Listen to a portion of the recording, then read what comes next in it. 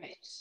Welcome. Welcome, everyone. I'm Kaya Schilde. I am the Center for the Study of Europe Director at Boston University, Pardee School of Global Studies. Today in our webinar, we are welcoming Albena Azmanova, who is a tenured Associate Professor of Political and Social Thought at the University of Kent's Brussels School of International Studies. Her vast interests include judgment and justice, ideologies, democracy's troubles with capitalism, and capitalism's devious talent for survival. Her work draws on the history of ideas and political sociology in an effort to produce what she hopes are politically salient and critical analyses of modern societies. Her latest book is the subject of our discussion today, which is Capitalism on Edge: How Fighting Precarity Can Achieve Radical Change. And with me today as well, functioning as discussants, are Professor Vivien Schmidt and Daniela Caruso. Vivien Schmidt is a professor of international relations and political science at Boston University. She is also a Jean Monnet chair. And Daniela Caruso is a professor of law at Boston University and also a Jean Monnet chair. Welcome, everyone.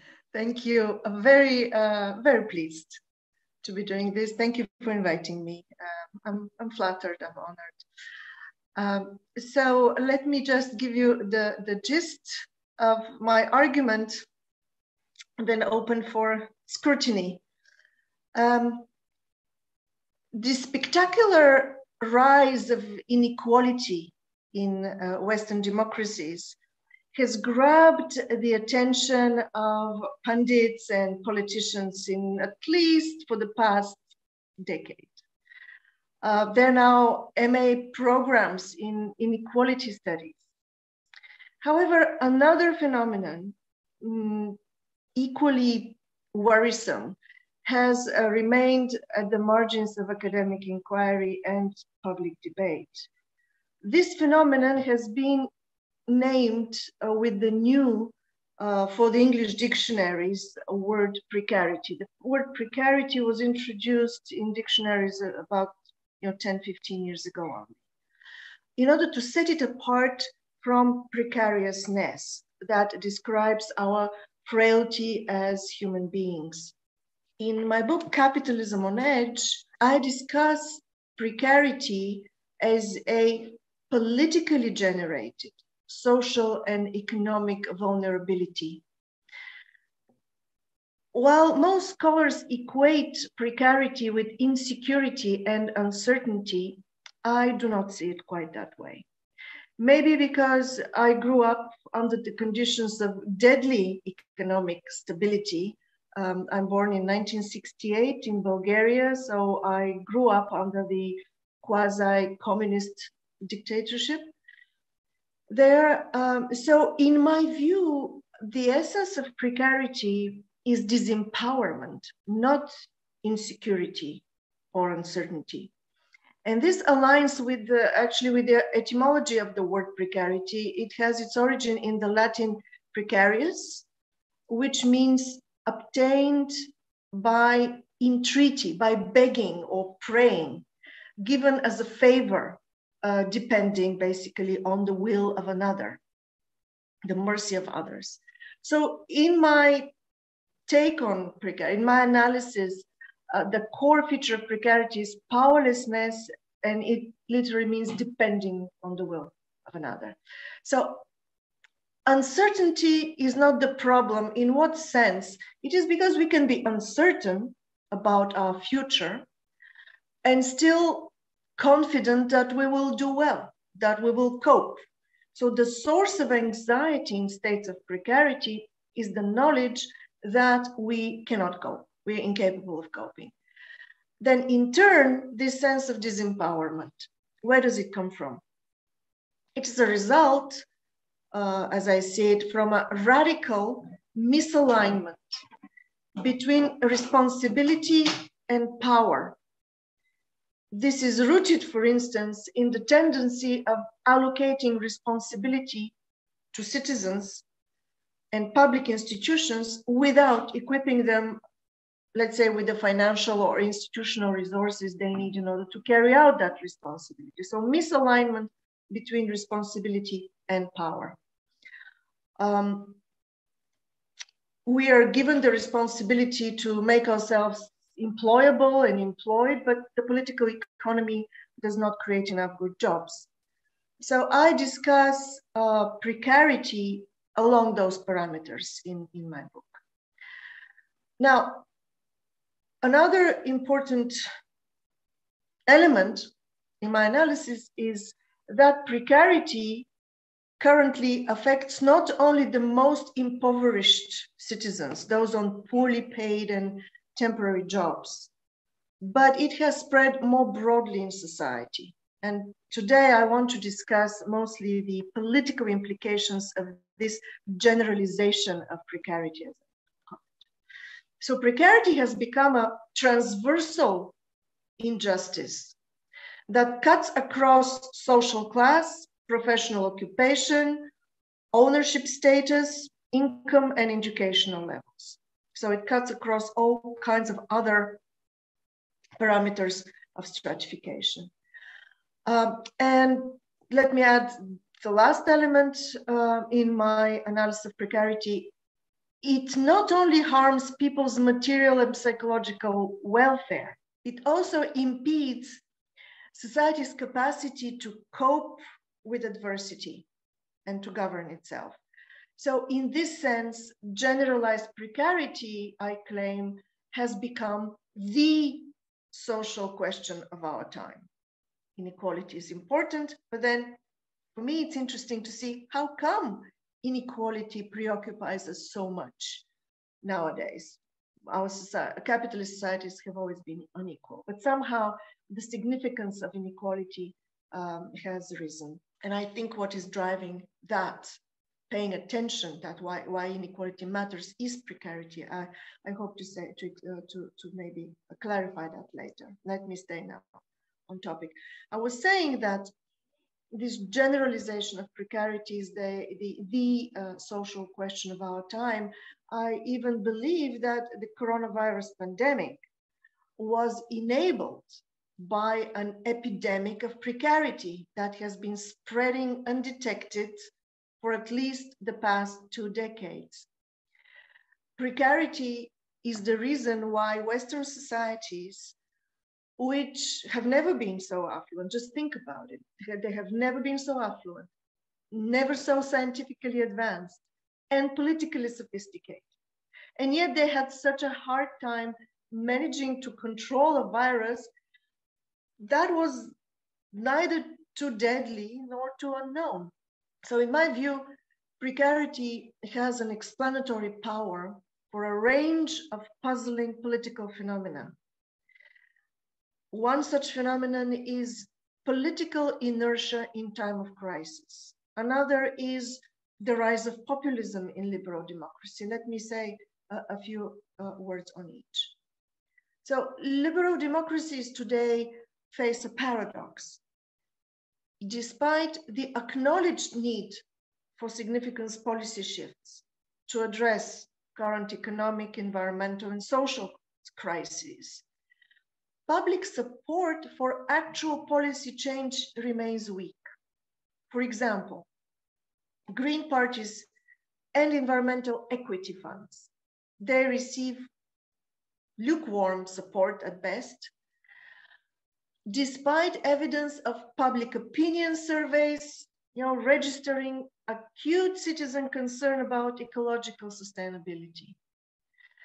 Now you can say this is the typical, very well-known tension between short-term citizen concerns with standard of living and the long-term or broader public interest. This phenomenon is central, has been a central interest of democratic theory ever since Alexis de Tocqueville detected it as he was describing the birth of modern democracy in the United States in the 1830s. However, the tension has been exacerbated by 2 factors. On the one hand, scientific knowledge and education has made it the long-term effects of everyday practices is more advanced, more well-known, more broadly available, this knowledge. On the other hand, insecurity and the focus on the short term has been sharpened by the accumulation of economic crisis over the past 15 years.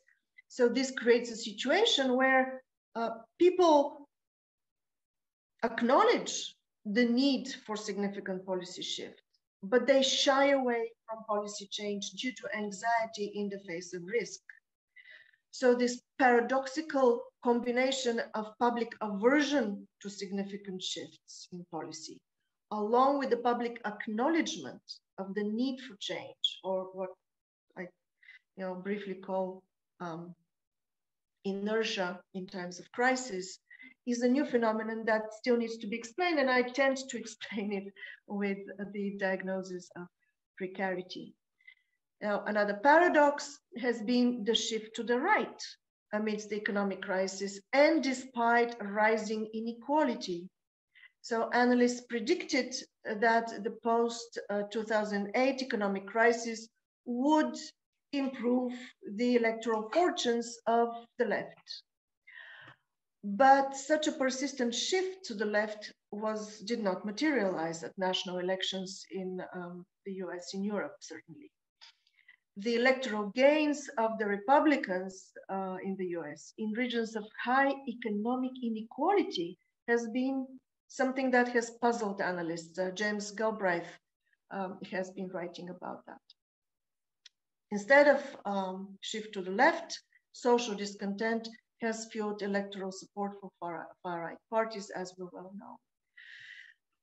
Now, precarity as an explanatory phenomenon of these puzzling developments. I was lucky to stumble on precarity almost 20 years ago, when a group of left parties in the European Parliament asked me to investigate a development that puzzled and worried them.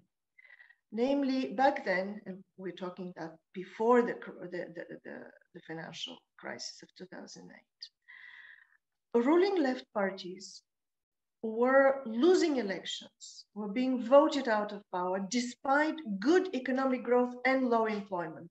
So we started seeing this shift in electoral dynamics away from the two main political families of the center left and the center right, increased vote towards the economically liberal right-wing parties, think Macron, and on the other side, the far left and far right, mostly far right parties.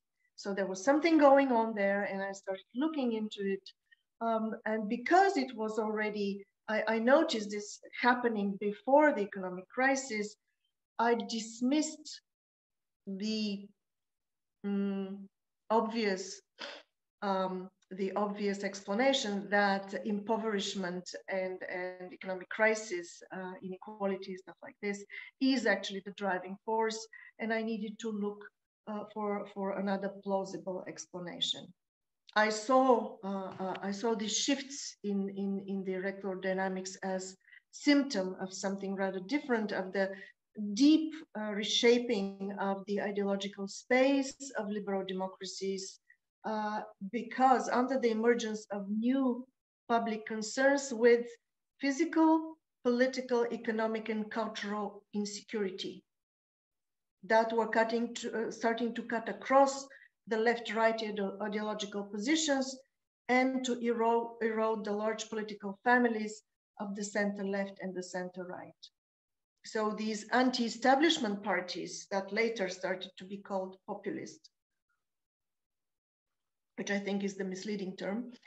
So whether we're talking about the old ones like the French Front National or the new ones like the Pink for Town list in the Netherlands, they cannot easily be located on the left-right spectrum as we know it, because they combine anti-immigrant sentiments, mostly against Muslims, and anti-immigrant sentiment kind of focus on community, on local cohesive cultures. This is typical for the right, but they're combining that with calls for social protection, which is typical of the left, At the same time, they're not critical of domestic capitalism, they're critical of global capitalism. So it's a very strange combination of elements that do not belong to any distinct political family of the left or the right. So I saw this tendency already starting to happen in the affluent, the prosperous 90s, that the center left and center right families were eroding, and the gains were going to the economically liberal on the one hand and the fringes of the spectrum. So my story goes that the left-right divide that has shaped the ideological landscape of Western societies for at least 200 years or more is being replaced by another divide that cuts across the left and right. And this is, I call that opportunity risk. Why? Because it is mostly shaped by people's attitudes to the perceived and anticipated, they don't have to be real even, impact of globalization. So on the one side are those who see their livelihoods threatened by globalization, they congregate around a risk pole. Those who see benefits in the new economy of open borders and information technology, they congregate around an opportunity pole. So the capital labor divide of class antagonisms is replaced by new capital labor alliances, which form around one of the two poles, the opportunity risk divide. Take the Yellow Vests protest. They gathered together workers, small businesses owners whose livelihoods were threatened by what they call the policies of the globalists. And we see this process of collapse of the left-right and the emergence of risk-opportunity alignment with the last French elections, where the socialists and the conservatives were basically wiped out. So I'm very adamant that we should not call the people around the risk pole, we shouldn't call them populists, because populism is usually described as an anti-establishment stance without a specific content. Ernesto Laclau. Its distinctive feature is a purely reactive stance to political rule, an engagement with what Max Weber has called negative politics, hostile confrontation without a coherent programmatic stance, and with no credible ambition to govern. However, many of the parties described as populist nowadays have managed to enter parliaments and governments by effectively engaging with political rule. And they have done so on a policy platform for accountable and democratic politics. So calls for restraining the power of corporations and the political establishment. So there is this very strong narrative against corruption, the corrupt political elites, also for revising trade agreements in view of protection of national businesses, curbing immigration. These are distinct and cohesive programmatic points. If we zoom in on these demands of the risk pole, we see a well-structured agenda of 4 points, not just anger and mistrust of political elites, but a well-structured agenda of 4 concerns: with physical insecurity, political disorder, cultural fragility, and economic insecurity as the economic component. So 4 ingredients of an anti-precarity policy agenda. Now the issue is, what is driving all this? So in my analysis, of course, it's neoliberal globalization. But there was a tipping point in this, the last straw, if you wish, around the end of the 20th century. One policy priority emerged: competitiveness in the global economy. And governments pledged allegiance, they espouse competitiveness. which replaced both the growth and redistribution policy of the welfare state, but also the mantra of competition that was dominant in the neoliberal 80s and 90s. Mind you, to achieve competitiveness in the global economy, we might suppress actually competition domestically by creating national champions. That's exactly what national governments have been trying to do, even against, going against the rules in the European Union. Commitment to competitiveness started to figure in policy statements around the turn of the century. In the EU, that was marked by the Lisbon Agenda that was adopted in 2020 and pledged to make the European economy the most competitive economy in the world by year 2020. It was adopted in year 2000 with a 20-year horizon. So for the sake of ensuring national competitiveness in the global race for profits, public authorities not only privatized public assets, slashed social spending, reduced employment security, but also struck sweetheart deals with global corporations. This increased the competitive pressures on all of the society, except a handful of mega players. Precarity, in my analysis, is particularly, however, generated by two, what I describe as internal contradictions of contemporary capitalism. The one I call surplus employability. What's surplus employability? So we have in our contemporary, very developed, scientifically advanced societies, a simultaneous increase in the decommodification potential of our society. So we have, through automation, for instance, we have the capacity to produce our necessities with very little input of labor. At the same time, however, there are increased commodification pressures because we all have experienced more and more pressure to work. So less real need to work, but more pressure to work. So this is one of the contradictions of capitalism, surplus employability, I call it. And then the second is acute job dependency.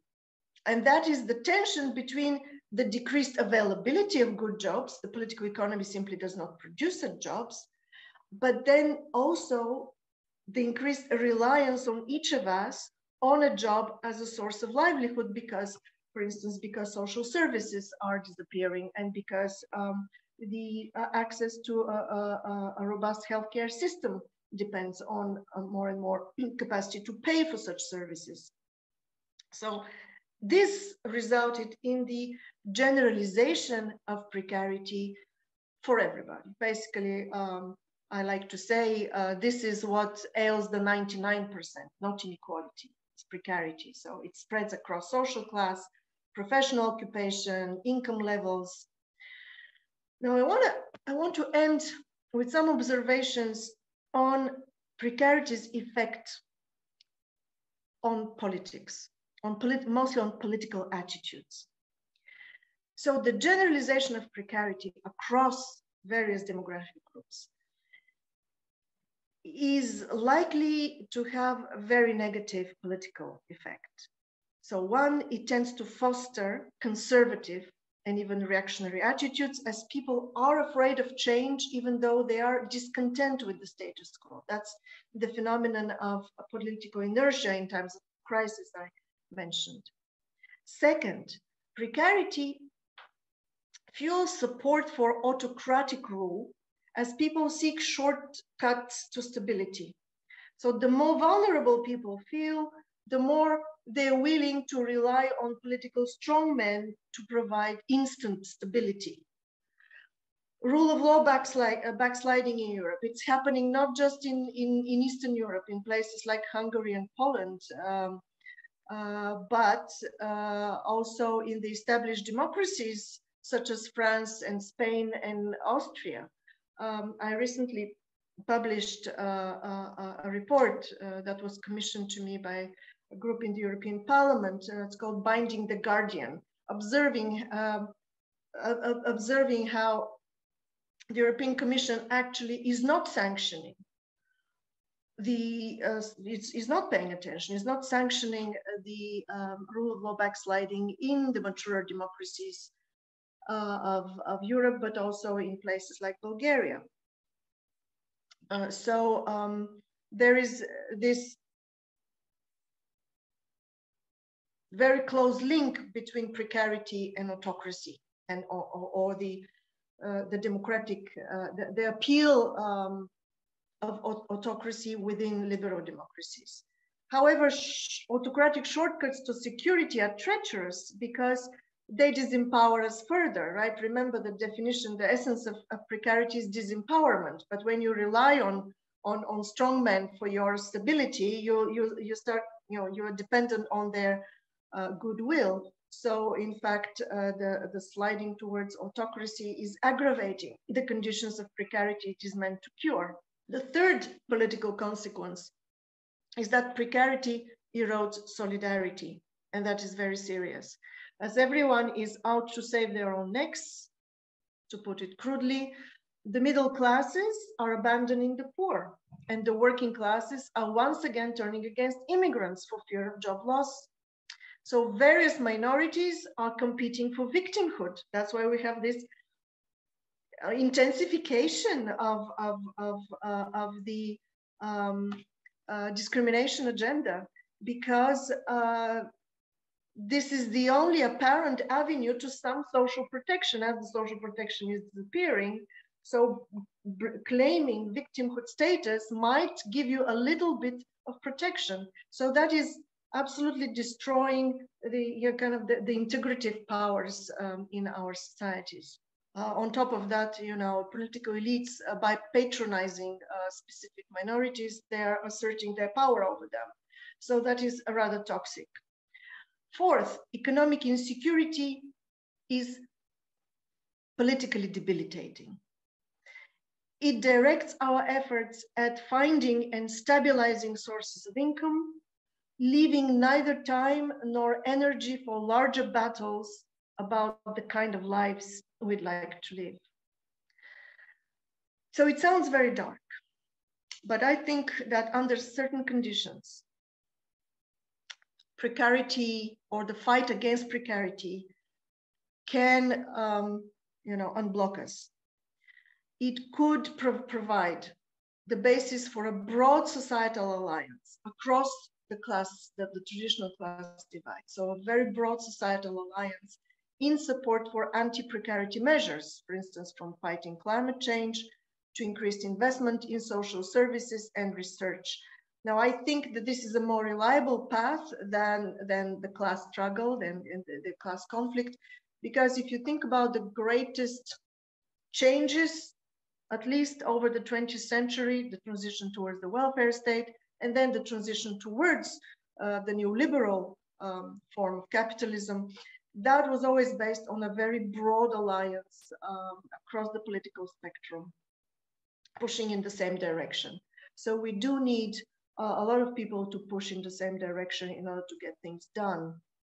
Now, so precarity, I think, creates an unprecedented historical opportunity. Now, I'm very excited about that, so let me explain it. The people of the opportunity pole, okay, the privileged, the rich, the winners in the distribution of wealth and opportunity, so the winners, they are also increasingly afflicted by precarity. Precarity is spreading to the very top of the social hierarchy. Remember the stories about lawyer burnout and young Goldman Sachs bankers begging for an 80-hour week cap. Can you imagine what kind of work they're doing? So the winners that we so envy, the winners no longer enjoy the game at which they're winning. In order to secure their social advantages, they need to live an everyday existence they actually do not value, and a lot of them hate. So I'm saying that we live in an unprecedented moment in history when even the winners start to see themselves as losers and want change. So this broad alliance of forces might actually emerge. Now, if we focus on fighting precarity rather than on growth and redistribution in order to fight inequality, so basically through policies of economic stabilization, we can fight precarity. That would also allow us to advance on the green agenda.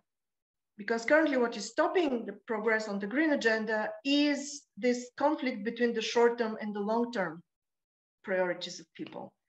So the green and the red agendas can be reconciled if the idea of growth and redistribution is replaced with that of economic stabilization. Then environmental justice would not be clashing with the short-term demands of social justice. So I've been thinking and writing along these lines, and basically this is it. Oh, thank you so much, Professor Azmanova. Professor Schmidt, would you like to give your remarks? Sure. Yeah. So, Albena, I really like this book. It's wonderful, and there's such an amazing amount of material covering so many things. So I'm just going to touch a little bit on different parts of it and then ask you some questions. So wonderful book. And actually it's an important argument promoting, I guess, an unusual set of ideas, because it's beyond left or right, and it's beyond for or against capitalism.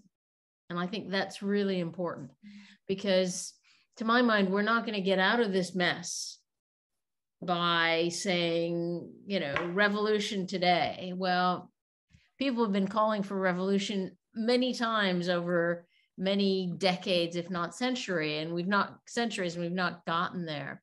Although I do have a question, and I'll raise this now and then come back to it after, which is, I don't know if you're saying that we're going to get to a kinder, gentler capitalism, or that we're going to get beyond capitalism.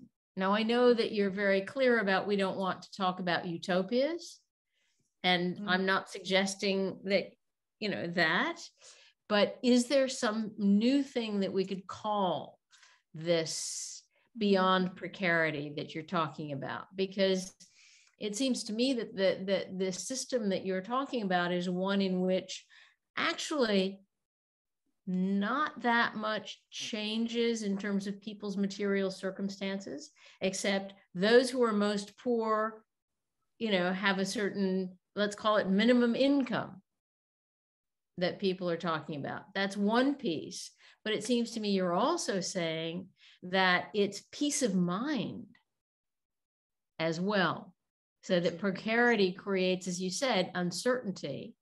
And it's the uncertainty that everyone feels, whether you have millions or you have, $100 a month. You still feel the uncertainty, precarity, because you could always lose it. Or, and here's the question about, is precarity the only word you want to use? Because I think you're also talking about a psychological uncertainty that makes everyone unhappy. And that maybe it's about trying to create the possibility of people becoming happy because, as you say, in a kind of more stabilized economy. But what is this economy? You talk about sort of the problems of the competitive focus on production. Would there be a kind of a social or psychological shift from competitiveness to cooperation? Are we getting back to some of the values of socialism, at least in principle? That it's, instead of always talking about competitiveness, it's about cooperativeness or achieving consensus, etc. So maybe you're really saying you raise up the poorer and you get rid of people's feeling that they're going to hit rock bottom and therefore they have to compete and and they are threatened by migrants because, anyway, whatever. So precarity is much more a political economy term than it is a psychology term, a social, maybe. So I was just wondering, maybe you need to add another couple words to this or flesh out the definition of precarity that can be psychological and sociological as well as economic and political. Yeah, absolutely. Absolutely. Yeah. And I think that would, and I think, what can you do? I mean, you're talking about political economy. That's the main thrust of this book, but it may be that you need to enlarge your definition of precarity. So there's just a thought. Yes, Vivien, absolutely. Yes, I'm happy to. Yeah. So I mean, I was really interested in this also because I've lately been thinking about the contemporary period as the clash of three big ideas. One is neoliberalism, competitiveness is the buzzword, market over state, privatization of everything, globalization gone way too far, with interest-based, an assumption that everyone is an interest motivated, rational actor, which results in precarity for everyone, as you said, other than the mega players. That's neoliberalism. And that's one big buzzword. And I think you really say, and I would agree, there's a big question as to whether we're going beyond it or we're just going back to it. Resilient neoliberalism, as it were. But then populism, which suggests it's not going to be resilient or not in the way that it would like. And here you say, I mean, I like this. In your preface or introduction, you say you really don't want to use the word populism. And then it comes at, it's the title of a chapter.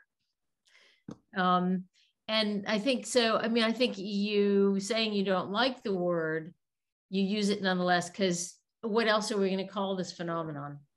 Yeah. And I think that's it. So I've been thinking about this as that containing a message, which is political style and content. So I'm not going to stick with Laclos, Ernesto Laclos on it's just an empty signifier, because I think there is content, and you actually make that point. Not just in terms of what they say they want to do, but then they get to power and they actually do it. So there's deep content here. But there's also the political style.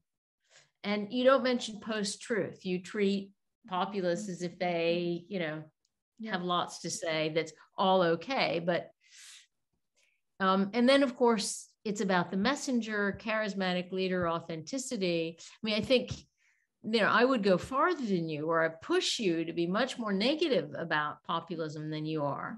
I mean, I think the populists, charismatic leaders, claim authenticity are very dangerous to what you talk about for democracy.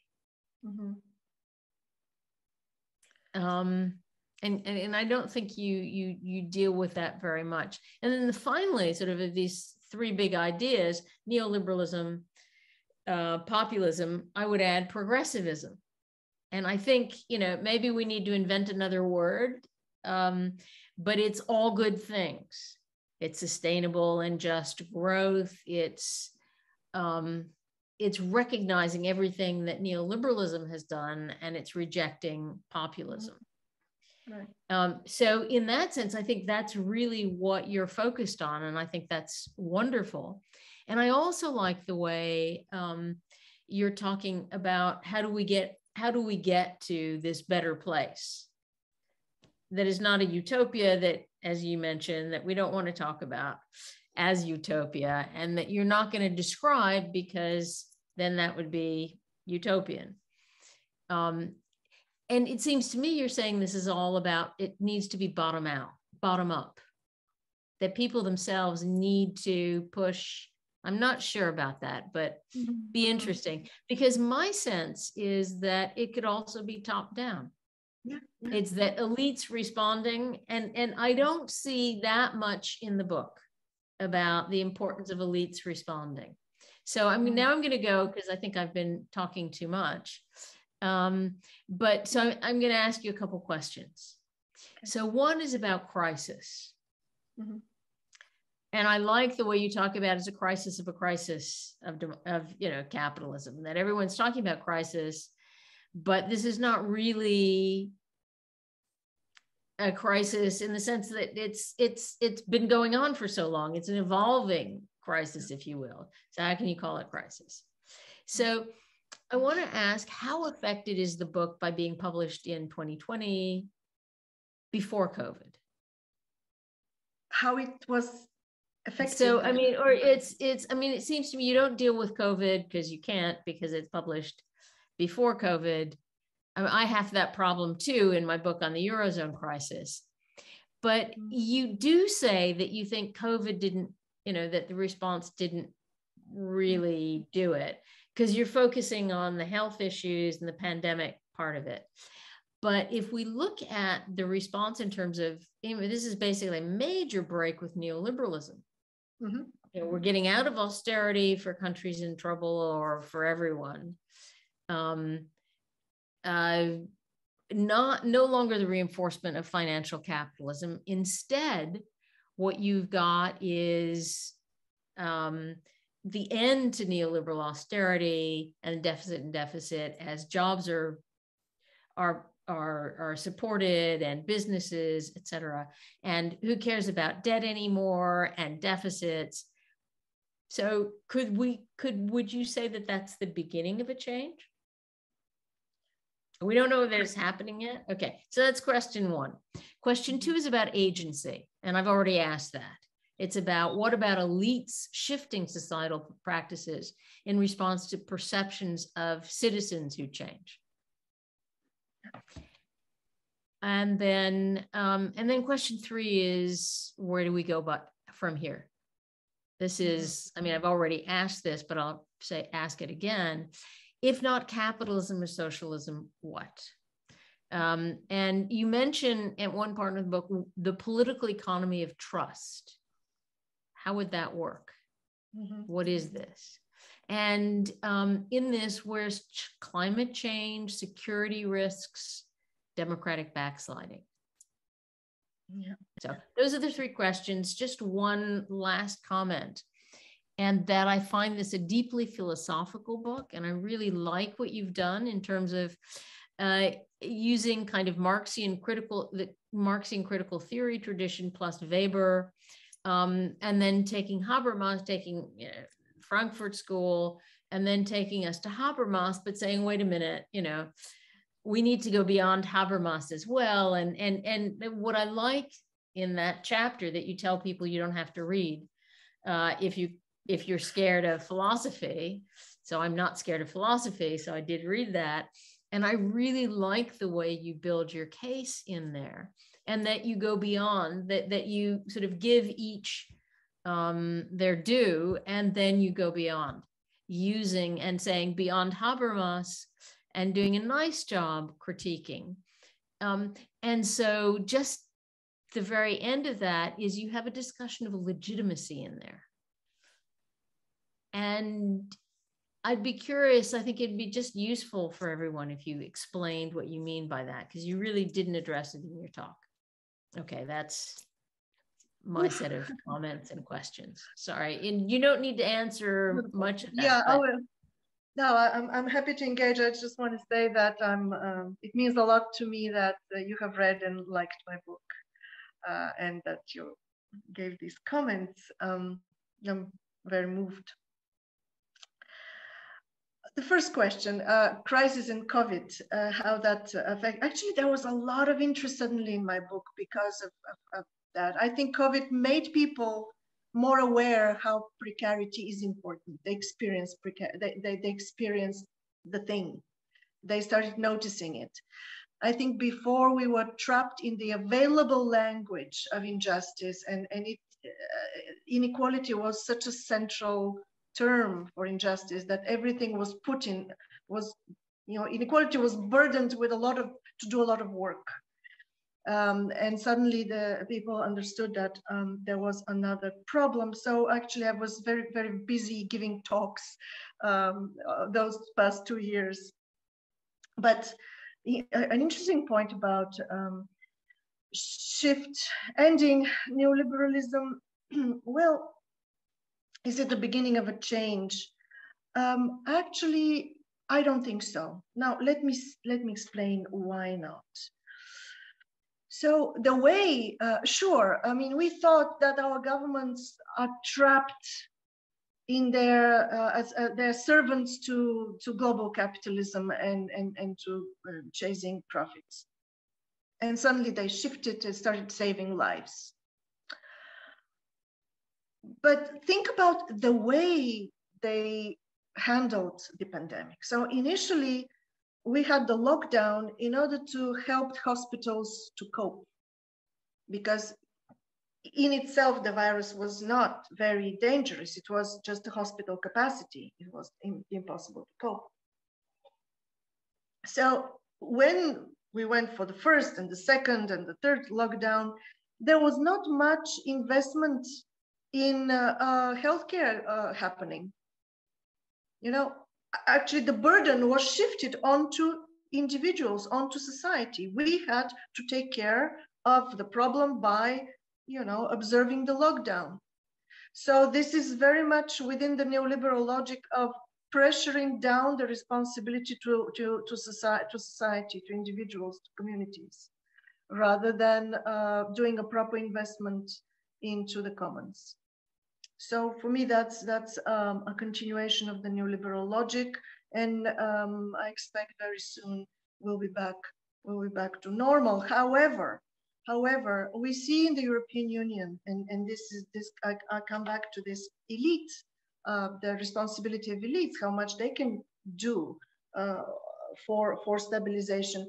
I mean, the EU is implementing the European Green Deal. Okay, it is much, probably is not enough. However, think about what were the odds of actually pushing through the European Green Deal against the fear and the opposition of trade unions, of employers' organizations, of of very important political forces. So the European Commission is pushing with this European Green Deal. I think this is a display of that political responsibilization of political elites that we very much need. Now, what we need them though for? So what happens on the top and what happens at the bottom? I think that when I say this political economy of trust and this stabilization, I only see it as enabling conditions for big thinking. Because you asked me, what is next beyond capitalism and socialism? Well, the people from the bottom, we have to invent it, but we cannot think big when we live in fear. So first we have to take care of the context of fear, of insecurity, of precarity through these policies in order to enable the larger and the freer thinking. When I was reading the book, I stumbled over the manifesto of the Students for Democracy from 62, was it? And it opens with, our generation, we lived in relative affluence. Yeah, we need relative affluence in order to think big, in order to risk. So risk is not the problem, it's the fear of risk. But you cannot ask people to embrace dramatic changes in their lives if these livelihoods are dependent on the dirty economy. So I don't describe a future, a post-capitalist future. Here I follow Marx. He was not interested in communism, in fact. He was kind of pressured to write the Communist Manifesto by Engels. But in fact, he was strictly interested in an analysis of capitalism. He has very few things to say about communism and only under pressure. So I think that what we need to do now is rethink progressivism and get rid a little bit of what I call the sclerotic side of progressivism. This belief that the old socialist solutions like nationalization of property, equalization of wages, what else do we have? Oh, worker in control of companies are going to solve the issue. I mean, look at China. We can have a communist country being a big capitalist in the global economy. We have Huawei that is owned by the workers and still behaves like a capitalist. So if we implement the traditional solutions of socialism, all we would end up with, as Marx would put it, the society would become an abstract capitalist. So the best we can do, I think, now is to oppose the profit motive that has permeated everything. And I'm not against competition. I'm against competition on the profit motive. Like, for instance, in communism, when I grew up, we had a lot of competition and pride in inventing new things, but it was not for profit. So you can compete in sports. So the toxic combination is competition and profit. So I would disconnect as much as possible, societal decisions about a lot of things, achievements, from the profit motive, and start there and see where we go.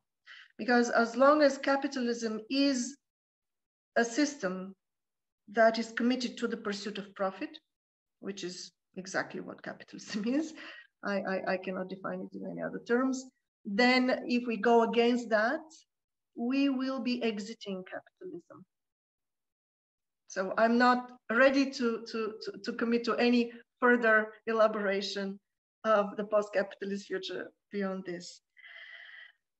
And then you asked me about how I understand legitimacy. I don't know if this will mean something to you, but I'm a student of Klaus Offe. And he's a sociologist. And I understand legitimacy in these sociological terms. He writes about, and I get these terms from him, the legitimate and legitimacy conferring functions of public authority, for instance, that what people expect public authority to deliver to them because it is the right thing to do and because it can be done. So I don't have a philosophical, but rather a sociological, take on legitimacy in terms of what citizens in any circumstances, in a context, would consider feasible and desirable for public authority to deliver, to engage with.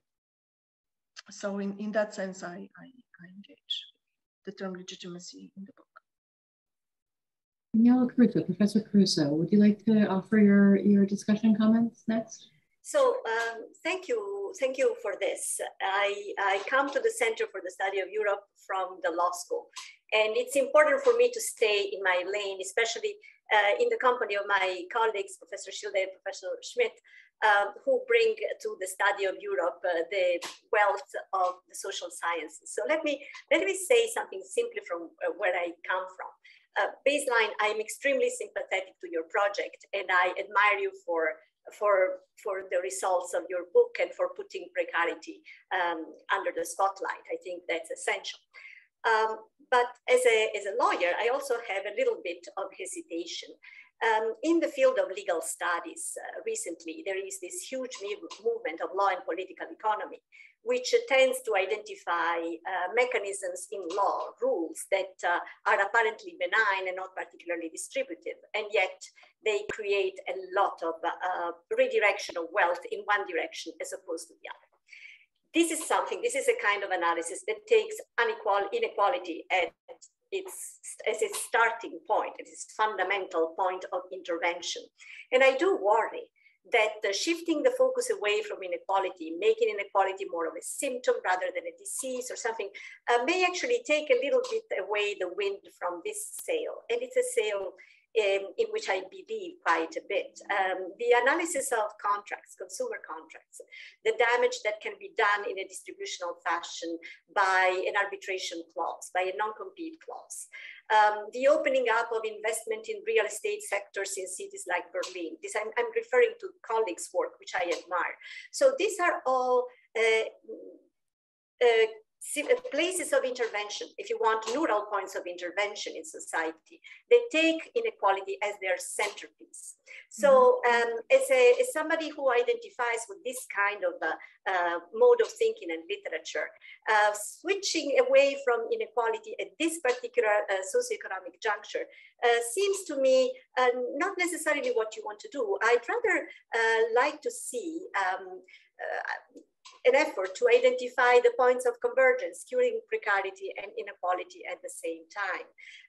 We don't want growth and redistribution, but redistribution is essential, especially if we embrace your recipe of rebuilding the common. Higher taxes, a typical redistributive politics, is something that is necessary to, or at least would help rebuild the commons in many other situations. So I don't know that you want to take that much sharp distance, or in other words, so make it as yes and project as opposed to instead of, because the instead of, maybe because of my traditional, the tradition in which I'm steeped, makes me a little bit uneasy. Which takes me to the real question here that I have, which is, you've been presenting this book for in front of progressive social scientists for a very long time. Instead of piling on to the kind of objections that may come from that cohort of scholars, I was going to ask you, which of these critiques have really made an impression on you? Which of these critiques that come from progressive legal thinking have really been hard for you to dismiss? And I'm talking about, you know, I've seen you speak in public places, and I know that people have sometimes pushed back in a way that was very easy to overcome. But I wonder what really stayed with you at this point, 2 years into the reflection over this book. What has stayed with you that would lead you to the next product of your scholarship to be different? Okay, if anything, right? Because you may just as well have been more convinced of what you've been doing so far. The other question that I came up with while reading your book repeatedly was a somewhat undifferentiated message. And I was wondering whether you can really pool your audiences into one, if you want to pull your audiences into one basket. And in particular, when you talk to both the US and the European Union, the global North, as if they were one bucket. You yourself are very aware of the differences. Sometimes when you compare the two in other occasions, clearly you think that the European model is significantly better, at least when it comes, for instance, to campaign financing, right? So there are things about the United States where you clearly say, Europe offers a better model, clearly.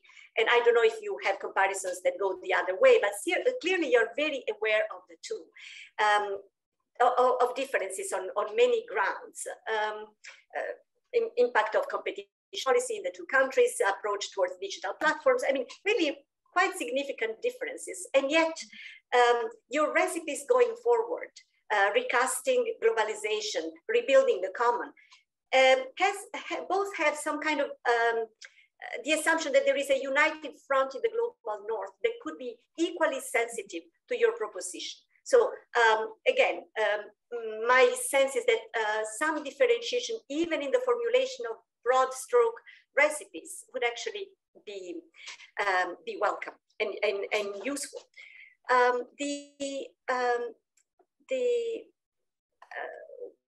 Then there is the third question, which I think is the most complex, which is globalization, recasting globalization. It's a fantastic message that we have to rethink globalization. And at some point, especially in your public speaking more recently, you explain how you'd like to do that. And you raise a point in history, which I think is very important, one in which the European Union, the European Parliament was pushing towards making the Paris Agreement standards a condition for trade. In other words, exporting the high level of environmental protection and the high labor standards around the world by saying, if you want to deal with the global north, well, then do so by exporting to us things that are sustainable for the environment and in terms of social justice, etc. Which in a way resonates with the message of that Anu Bradford captured in the label, the Brussels effect, right? So if we have a large consumer market, if you want to enter this consumer market, then you should ratchet up your standards to a level that is ours. Now, of course, it's a wonderful idea, and we need the world to coherently come up towards the goal of elevating such standards for the planet and for social justice. But it's not as, I think there are other issues that one cannot possibly skip when discussing this. So trade is something I've looked at a little bit, so I feel like I'm staying in my lane here. And there's a point I would like to ask you about, which is, when you address this message to the global north, the United States and the EU were almost there with the possibility of having the US buy into the Paris Agreement, but of course it didn't happen, right? So now it's the EU bearing the high standards. Now, when you tell the global south, let's engage in trade and let's make trade sustainable on every ground that really matters, the typical objection is the kicking the ladder problem. So the global north came to the top of wealth in global trade by using a ladder in which every rung was a bad thing. Colonization, exploitation of child labor, terrible labor standards, environmental destruction of the planet. Now, once the global north is at the top of that ladder, the ladder is no longer useful. And we kick it away, and we should, because it's rotten, it's horrible. Now, when you tell the rest of the world, you can no longer use that ladder, but we did use it.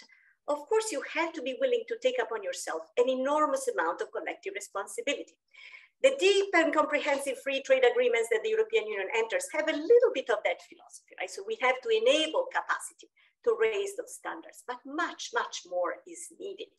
You cannot at the same time ask the global south to climb without the ladder and reject their immigration and reject their plea for help when environmental damage strikes, et cetera, et cetera. So that message, recast globalization, is fantastic, but it cannot possibly be delivered without pieces that are really difficult to work through. And I was wondering whether you have a recipe on how to complexify both the rebuilding the commons without tackling inequality and the recasting globalization without envisaging a political world in which we can really coalesce. You know, great questions. I love the second one, very difficult to say, but I have some idea. So let me start with inequality. Indeed, I receive a lot of pushback on that, and I'm grateful. Because when I wrote the book, I put it in such striking terms exactly because I wanted to attract attention to precarity, which had remained strangely invisible. So also what bothered me with concerns about inequality as being rather not narrow-minded, but narrow-focused, there's a difference, they have real concerns, is that when we remain in the logic of inequality, it's a logic of comparison. And it's a logic of comparison among individuals and the groups they belong to. So we versus, you know, the rich versus the poor, this community versus another. But that's exactly the neoliberal logic of individual, focusing on individual rather than on the society. Also, when we think about wealth redistribution, and I'm only talking about economic inequality, not about, because social inequality is a very, very important concern. So, and not always economic inequality transforms into social inequality. There are triggers of that. For instance, why the US has such a huge problem with money entering politics and actually money speaking politics. It is because of campaign financing. So there is an institution and laws that allow that. We don't have so much of a problem with that in Europe. So if we are worried about economic inequality transforming into social inequality, let's look at the institutions that enable that and fight those institutions. Now, if we have, I'm not an economist, but wealth is not something to be simply distributed, it also has to be produced. Now, if our process of wealth production is such that inequality also means not the relative, but the absolute reduction of poverty in society, then this is not something we want to eliminate. That the poor get less poor in absolute terms, even if they get more poor in relative terms. Yeah, so we need to not to have a very facile, as a lot of on the left attitude, like we have this bunch of goods, let's distribute it equally. Let's think about the process of production. If we don't like the process, let's change the process. So I align with those scholars who talk about pre-distribution. That's very important, how we produce our lives. And then to make sure that economic inequality does not create social inequality. Now, I lived in a society where people were relatively equal, but they were terribly precarious for other reasons, because of political autocracy. And they were not, they were not very solidaristic societies, despite equality. So I don't want to romanticize equality. It's not the answer to everything. So even with the risk that you stated, I think we need to become at least careful not to mingle, not to equate the three issues we need to fight: inequality, impoverishment, and precarity. We need to address those on their own terms and then study how they interact indeed, because even if we are all precarious, there's a stratification of precarity. Some are more precarious than others. And the precarity of the poor is of course the worst form of precarity. But then just to counter, to alleviate a little bit your worry about taking away interest from inequality. Now, if we do not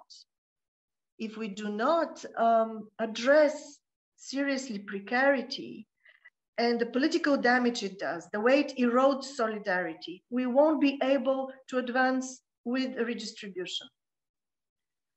Yeah, so we need to fight those three fights: against inequality, against impoverishment, and against precarity. Okay, which of the critiques that have been addressed to me were most, have made most impression? I got, so when I would give my talk, often people would say, yeah, but wasn't it then great under communism? It was so stable. And look now at China, they have this economic stability. Oh no, because that made me actually define precarity not as insecurity, as a lot of scholars working on precarity do, but rather as disempowerment. And you can be, the triggers of disempowerment can be also, they're very important political triggers in the law. That's why recently my interest was writing this analysis of rule of law backsliding. In Europe, I traced the link between precarization and support to rule of law backsliding, and how actually then it deepens precarity. So yes, thanks to such remarks and to such critique, I have also shifted my attention towards non-economic drivers of precarity, which a lot have to do with law and the political system.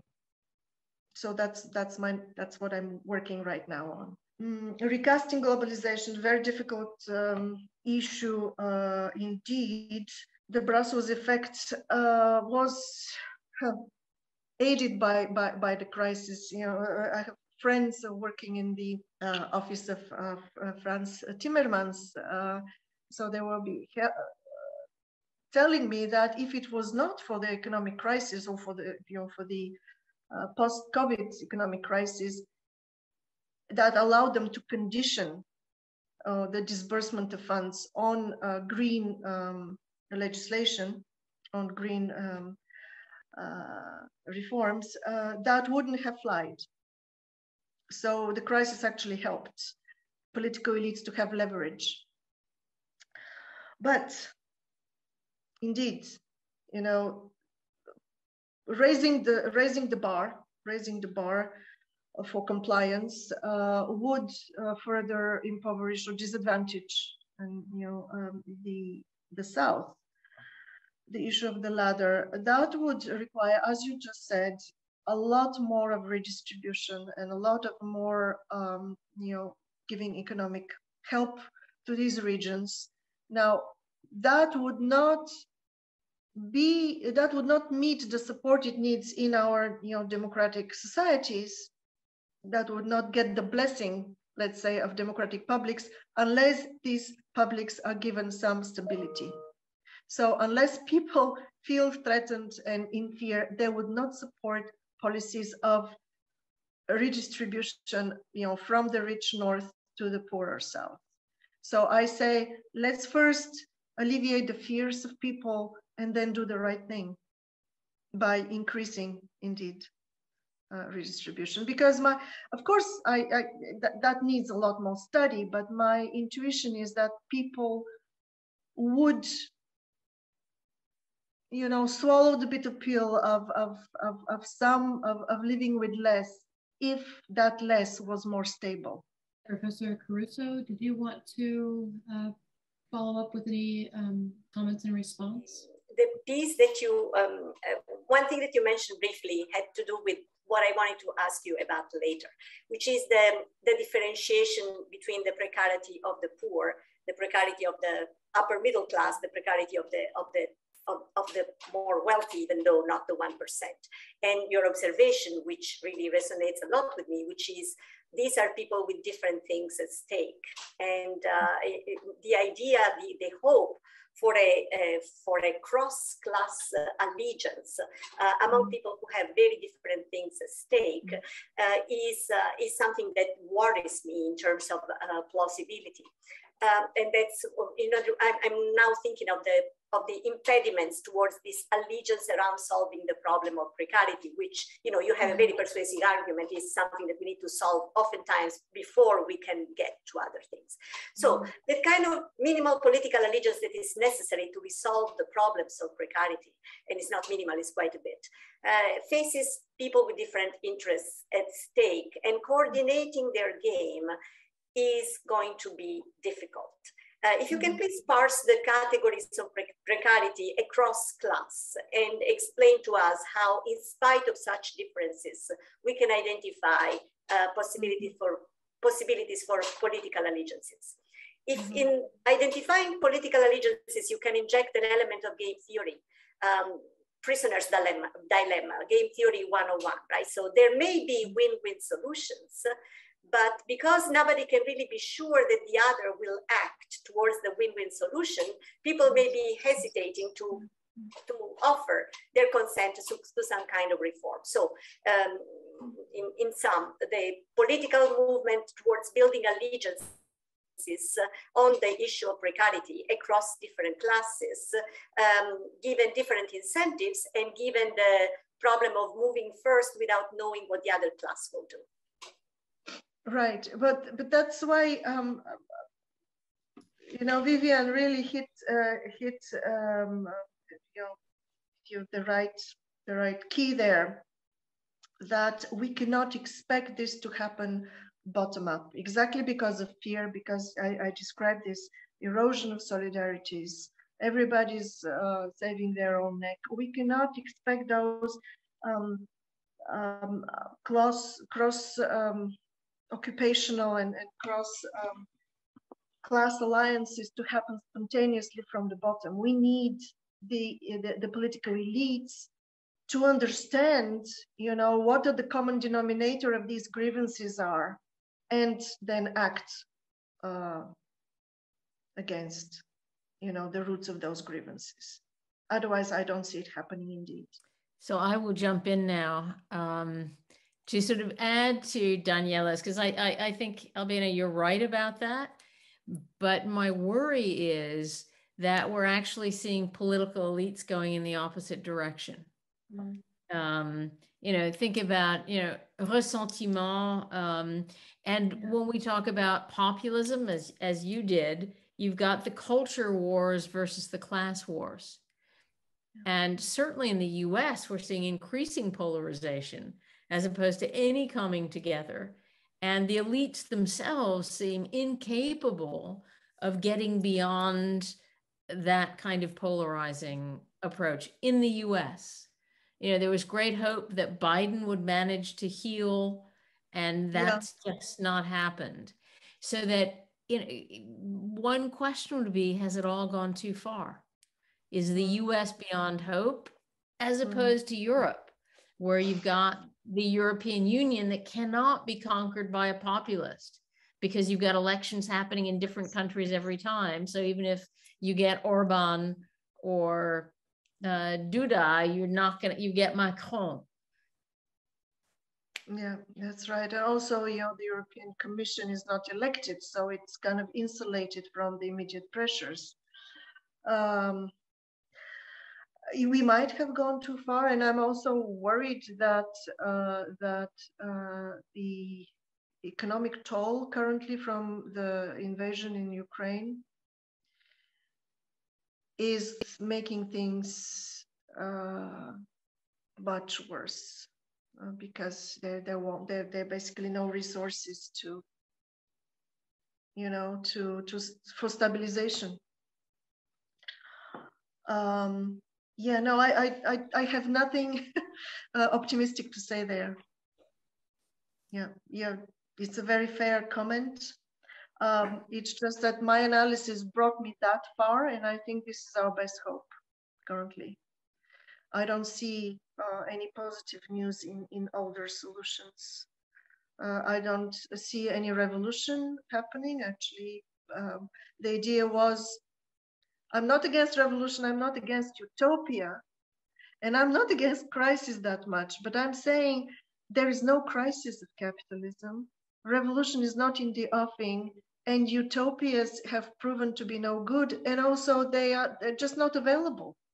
So the issue is, what can we do if we don't have, if we cannot rely on those three things? So very often I'm misunderstood as saying, oh, she doesn't like utopias and she's against revolution. I'm not. Then give me a revolution anytime. I had a wonderful time doing the revolution in Bulgaria in 88, 89.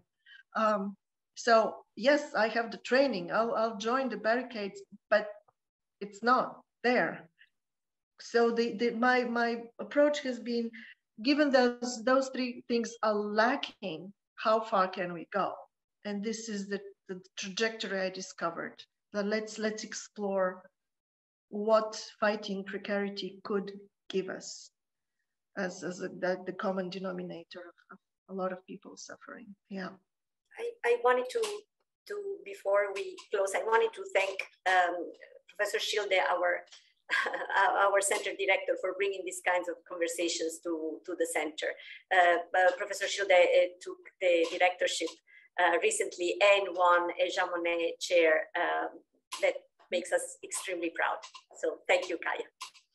Thank you, Vivien and Daniela and Albena. And I really appreciate this conversation, bringing this conversation here. And I also can't think of a better discussant pair than Professor Schmidt and Caruso to talk about this. I've been following it and I've enjoyed at the end of a semester just listening and not talking for once. So thank you so much. It was a wonderful hour and a half, and I appreciate this conversation.